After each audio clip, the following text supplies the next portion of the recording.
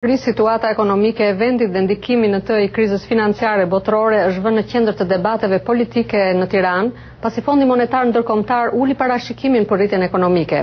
Po çfarë thonë vëzhguesit e ekonomisë? Komentet e tyre i mësojmë në kronikën e përgatitur nga korespondenti ynë Iliriana Golli.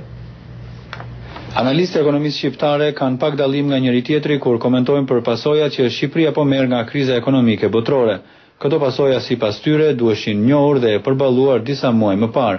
Gazetari i njohur i ekonomisë Bardhi Sejdarasi thotë se që nga vjeshta e vitit të kaluar eksportet po binin dhe u mbyllën shumë firma që prodhojnë veshmbastje dhe këpucë me fason. Qeveria nuk ka publikuar asnjë realisht se cilat janë masat apo paketat që thuhet në të gjitha rastet, sepse qeveria ka tentuar në mënyrë të çuditshme të thotë që Shqipëria është larg krizës, Shqipëria ka një rritje ekonomike befasuese dhe shumë argumente të tjera të cilat mua vjen edhe pak vështirë të përdor.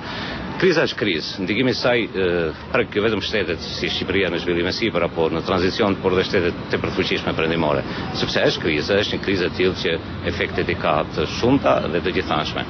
Qeveria shqiptare duhet detyrimisht të pranonte që elementet të ndikimit të kësaj krize ishin shfaqur tashmë në ekonominë reale dhe duhet të parashikonte se cilat ishin hapat që do ndërmerresh. Ndërsa Azef Preçi, drejtuesi i Qendrës për Kërkime Ekonomike, thotë se gjurmët e krizës janë tashmë të dukshme dhe mos e të pranishme. Problemi i njohjes apo mosnjohjes së situatës së krizës është më shumë problem konceptual dhe qeveria përpiqet nga një anë të frenojë panikun dhe është në të drejtën e saj, ashtu sikurse përpiqet të përdorë këtë situatë për të kryer një imazh bolleku dhe situatë stabil në ndryshim nga gjithë vendet e tjera të botës për shkak të zgjedhjeve të këtij viti.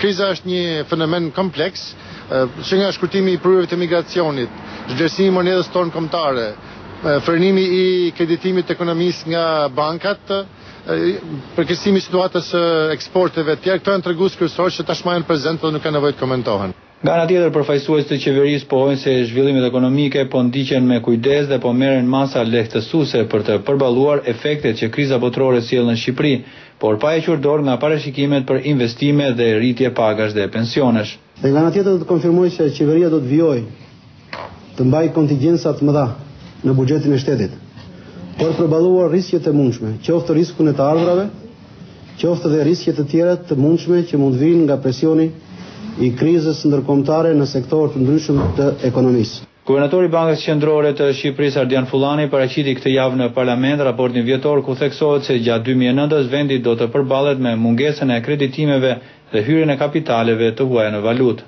Në optikën e Bankës Shqipërisë, problemi kryesor me cilin do të përballet ekonomia shqiptare gjatë vitit në vijim është mungesa e likwiditetit dhe e lidhur me të shtrëngimi i kushteve të financimit të aktivitetit ekonomik. Ashtu që kemi theksuar dhe ndaljet tona tjera publike, ky kufizim duhet të njihet dhe të faktorizohet në planet e biznesit dhe të gjithë agjendave ekonomike në Shqipëri.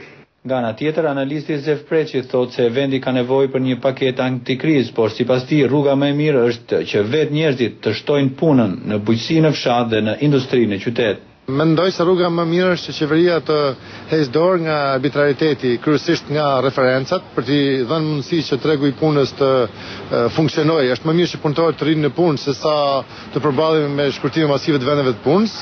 Është mirë që qeveria të heqë dorë nga populizmi me pagat, mbasi pagat janë derivat i rritjes së rendimentit të punës dhe jo i masave që vijnë nga kabinetet, ashtu sikurse bankat duhet të nxitojnë për të ulur më tej normat e interesit. Pas gjerimit të kredisë është vështirë për të besuar që mund të përballohet realisht kriza. Opozita socialiste kërkoi nga ana e saj një seri masash antikrizë në krye të cilave ka vendosur rishikimin e buxhetit të shtetit.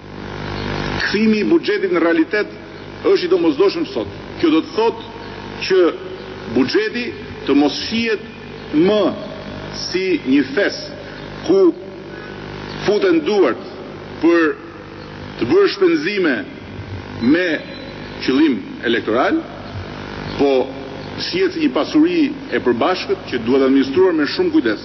Por analisti Bardhi Sejdarasi thekson se në një situatë të tillë jo të lehtë ekonomike, ashtu si qeveria dhe bizneset, një kujdes të madh për ekonominë duhet të bëjë edhe opozita. Opozita ka një funksion si çdo opozitë në çdo vend. Opozita nuk duhet përdorur politikisht absolutisht asnjë nga treguesit e krizës sotme ekonomike. Opozita duhet të shfaqë alternativat e veta për sa i përket pikërisht përballjes me këtë krizë ekonomike. Opozita ka argumentet e saj, po ka dhe mekanizmat e saj.